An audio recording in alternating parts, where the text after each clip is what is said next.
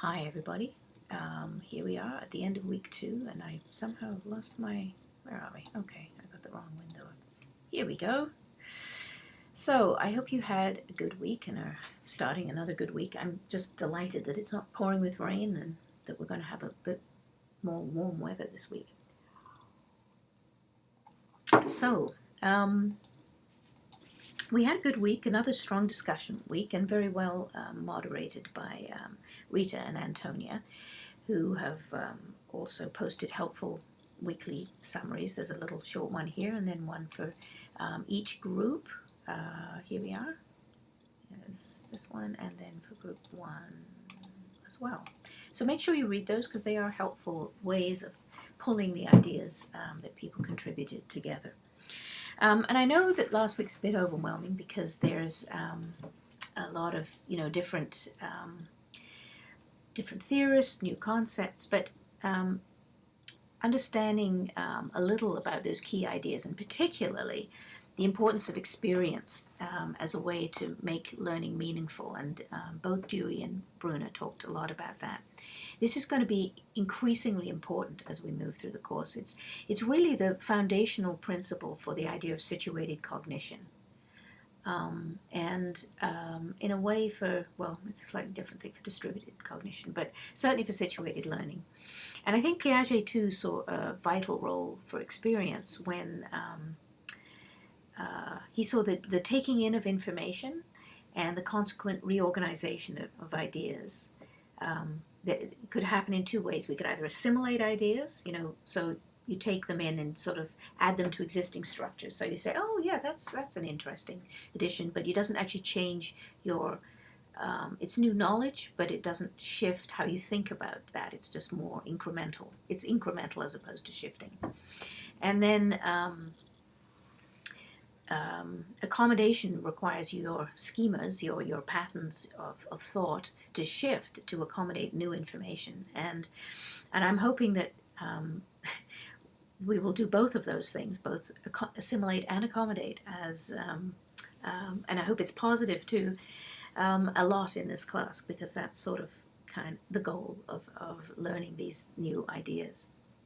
Now, Piaget's theory, even though he's a developmental psychologist, and I know many of you work with adults, but I think the notion of developmental is actually something much broader than even Piaget talked about. He was focused on little kids, but the notion that, in fact, development continues throughout our life is actually taken much more, has taken firm hold, I think, in psychology now. And we look at how thinking and how we view the world and our understanding of our place in it changes with time throughout the lifespan. So the idea of developmental models, I think, is an important one, because I think, even if we think of our own lives, depending on your age, I know that, in my 50s, I feel very differently than I did in my 20s, and, and so forth. And experience changes us, and even the things we value and how we understand things and the depth of our understanding of things, I think, is shifts with experience. So Piaget's theory gives us these assimilation and accommodation processes, and they're both inherently constructive, meaning-making, mechanisms. And Bruner's notion of the spiral curriculum, which many of you talked about this week, I think it's an idea that it explicitly framed the Ontario curriculum for many years. It's an important idea, and I think it mediates his other important idea of discovery learning, which is the other thing he's really well known for today. I mean, he used to be known for many things. He did see development in thinking as being something that changes through experience, and it builds through well-structured educational experiences, in both in school and out of school. And it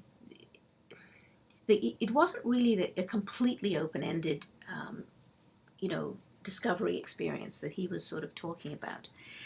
But he is also a very keen critic of a lot of educational practice, and has been over the years, because I think it's for the same reason that Dewey really was, which is, student activity and their own engagement, and finding ways to engage them more actively is pivotal, really, because and if you think about your own learning,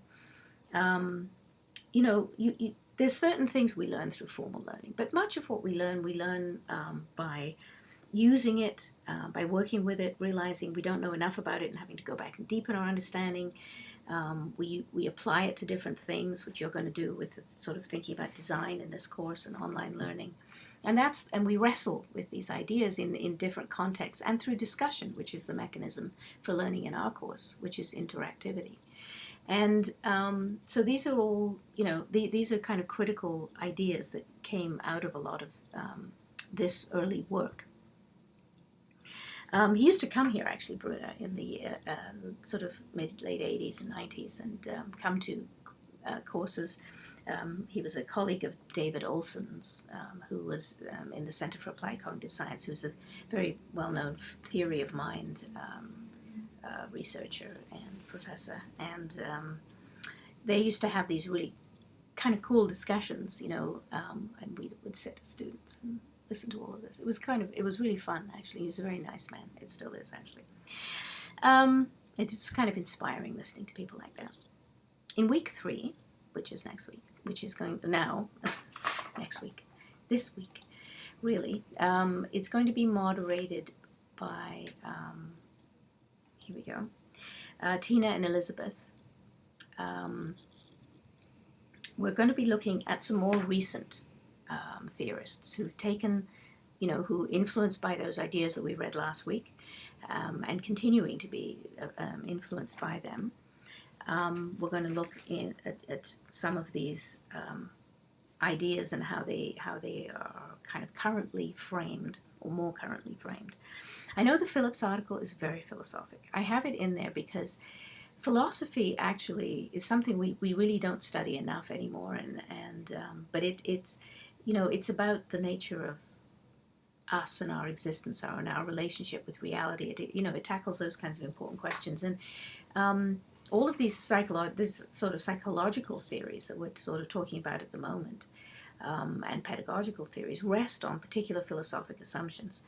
And I realize that for some of you this is very unfamiliar and somewhat confusing, and it just sort of assumes that you have a kind of familiarity with a lot of philosophy. It's important for our doctoral students to, I think, to fully get that these are important.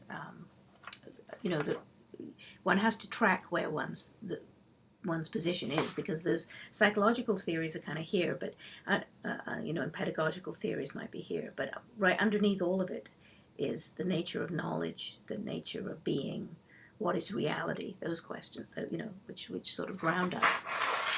And so don't get too hung up about it, but they are kind of significant ideas for the development of constructivism.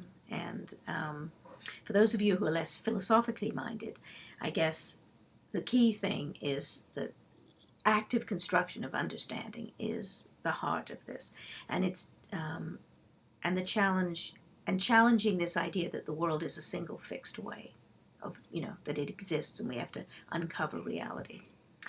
Now, Gardner and the other people we're going to look at this week are a lot more accessible. Metacognition, really very important term, and a very important idea which never goes away. It's at the heart of really good learning. The Schwartz article, the building and borrowing one, is one that I find that a lot of people really resonate with, because it's very concrete, and it gives you, while they're talking about the conceptual ideas, they're framing them within educational context, so that should help people understand that. So during the week, just let me know if you have any challenges of any kind, or if you want to run ideas about the final project by me. Make sure that you go back and check out the biography view if you want to, sort of check out what people's different backgrounds are, to see if there are people who you think might resonate with an idea of yours. Try it out with a few people and see. And let me know if you have questions. I'm happy to kind of talk about an idea you have and see if it seems like a viable, final project topic. So, so I hope you have a good week, and that we continue to have this really kind of nice weather. Finally, I thought it had completely gone away, but it's still there. So enjoy it, and don't be too overwhelmed by all the readings. and I will talk to you online.